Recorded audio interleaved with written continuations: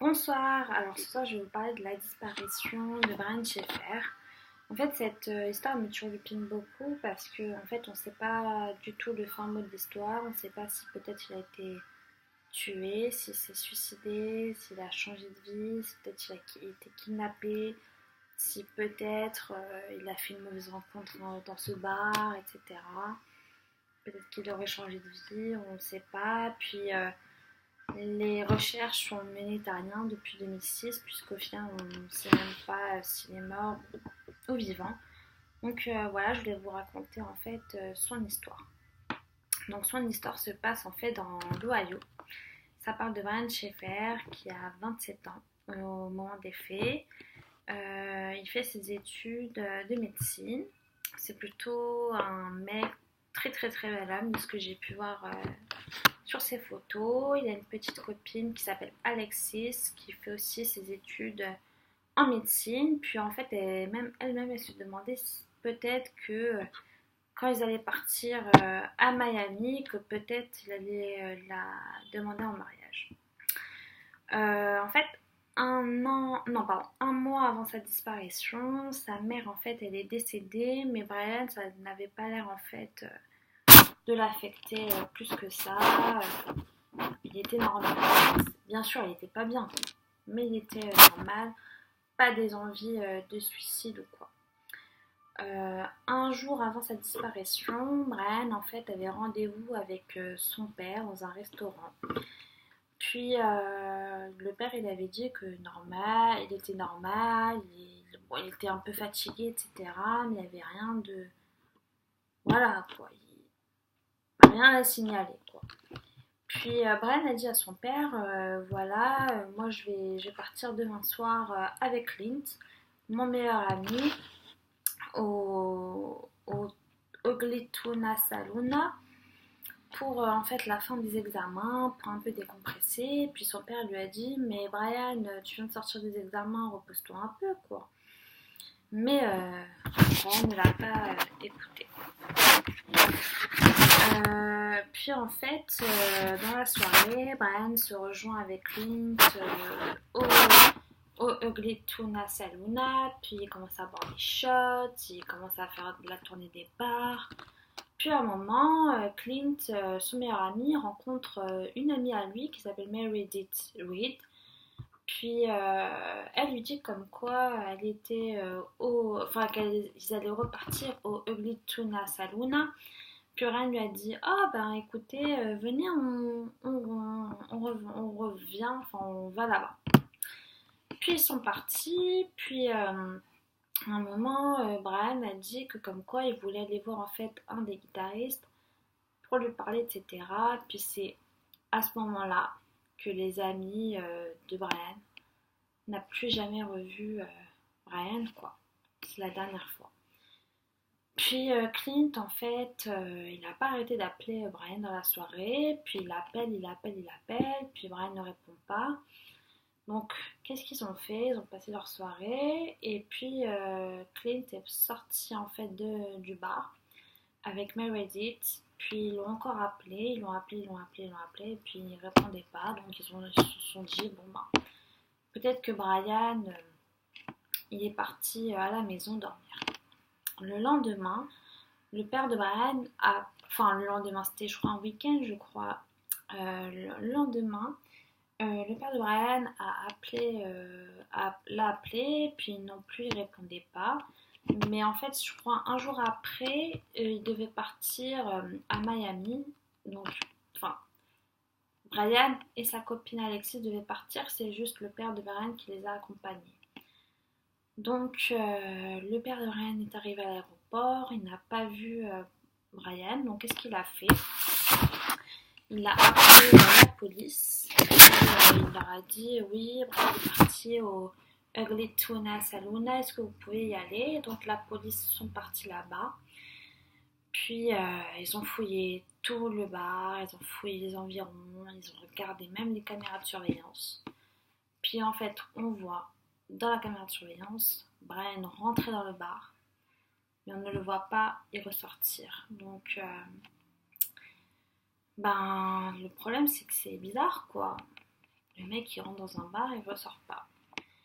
Donc les policiers ils ont commencé à fouiller de fond en comble le bar, ils ont regardé les congélateurs, les toilettes, tout, mais puis il n'y a pas eu de signe de vie. Après, dans ce bar, il y a 3 entrées entre guillemets, mais la troisième n'est pas en fait dans le plan, c'est-à-dire que le premier c'est la porte d'entrée, la deuxième c'est la sortie de secours, puis en fait à l'époque en 2006 il y avait une zone de construction, en fait parce qu'ils devaient faire une terrasse je crois.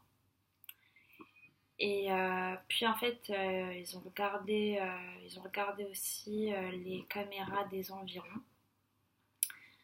Puis ils n'ont rien trouvé, c'est-à-dire ils ont regardé les caméras des commerçants qui étaient à côté, puis ils n'ont rien trouvé. Et aussi ils ont pu penser que peut-être ils seraient sortis par la sortie où il y a eu la zone de construction. C'est une possibilité. Après les enquêteurs ils se posent peut-être la question et peut-être que c'est lui de lui-même qui a voulu peut-être changer de vie, qui peut-être que il a choisi sa mauvaise voie en médecine, qu'il a voulu faire ses études en médecine, puis il s'est rétracté, il a vu qu'il y avait trop de travail. Peut-être qu'il voulait pas avouer à ses parents qu'il voulait arrêter la médecine et peut-être qu'il savait pas quoi faire d'autre, donc peut-être qu'il a pu vouloir changer de vie, ça arrive. Enfin, voilà. Après, l'autre possibilité, c'est que peut-être il a été tué dans le bar, c'est-à-dire que peut-être quelqu'un l'aurait tué et découpé en morceaux, ce qui est fort probable. Moi, je pense que c'est peut-être ça. Après, il y a eu quoi encore? Les policiers ont même regardé si peut-être le portable et les activités bancaires avaient bougé, mais non, rien n'a bougé. Ils ont même été voir, ils ont même eu une autorisation de l'État pour en fait aller voir les égouts. Je sais pas, hein, peut-être que Brian se cache là-bas. Non, mais voilà. Et puis ils ont rien retrouvé non plus. La police ont même regardé les poubelles, ils ont tout fait les environs. Ils ont posé des questions aux gens qui étaient là ce soir-là, puis il n'y a rien eu. Puis en fait un jour, les policiers ont demandé à la famille de Brian, ses amis, de se soumettre au polygraphe. Puis il y a eu une seule personne qui s'y est opposée, qui a dit que il n'ira pas se soumettre au polygraphe. C'est son meilleur ami Clint qui était avec lui le soir même de la disparition. Les enquêteurs ont peut-être pensé qu'il avait quelque chose à se reprocher. Peut-être que c'était à cause de lui qu'il était décédé, c'est une supposition. Peut-être qu'il a vu quelque chose, etc. Mais ce qui est un peu plus bizarre, c'est que Clint a dit, a eu son avocat, et puis l'avocat de Clint a dit que comme quoi, d'arrêter les investigations par rapport à Brian, que Brian n'avait pas envie d'être retrouvé, qu'il fallait arrêter tout ça, ça allait mener à rien. Alors peut-être que Brian a déjà dû dire, peut-être le soir même de sa disparition, c'est une supposition aussi, voilà, je veux changer de vie, dis à personne que je suis là, etc.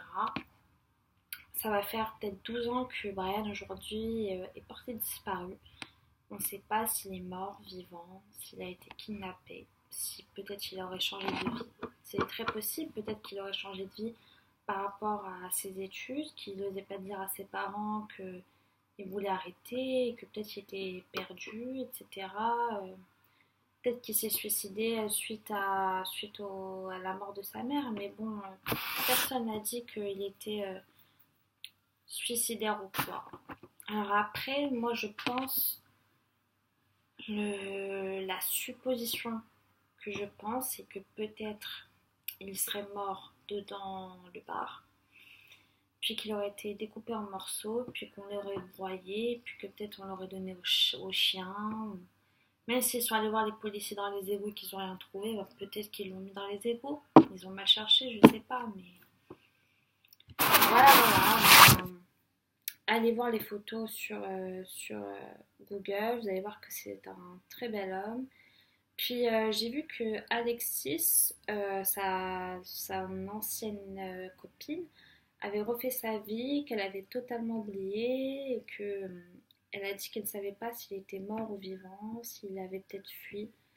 Elle ne le sait pas, elle ne connaît pas la réponse. Puis elle a dit qu'elle s'était mariée, qu'elle avait maintenant 3 enfants et qu'elle serait heureuse de revoir Brian vivant. Moi j'ai regardé sur YouTube, puis il y a un mec en fait, alors putain il a eu la foi lui, alors je sais pas s'il habite dans les environs, mais bon. Il est parti en fait au lieu de la disparition de Brian. Il a pris en vidéo le bar qui est très beau, etc. Il a dit mais t'es où Brian? Genre comme si il était le mec à côté quoi.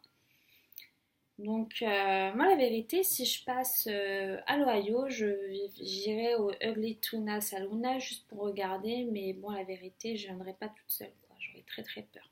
Limite j'aurais même très très peur de venir avec quelqu'un avec moi et de disparaître. Genre je vais aux toilettes et je disparais quoi. J'aurais trop trop peur. Voilà voilà. Bah en fait il n'y a pas eu de disparition dans ce bar. Il n'y a eu que Brian. Bon, après peut-être je suis pas au courant mais en tous les cas j'ai pas entendu qu'il y avait des disparitions là-bas. Voilà voilà bah c'est tout pour aujourd'hui. La semaine prochaine on se retrouve aussi pour une nouvelle vidéo sur une disparition ou un fait divers. Ça je vous dirai ça prochainement. Puis mettez la cloche là pour vous abonner à ma chaîne. Puis je vous donne sur la barre de recherche mon Instagram et mon Facebook. Et aussi n'oubliez pas de vous abonner à la chaîne. Passez une bonne soirée.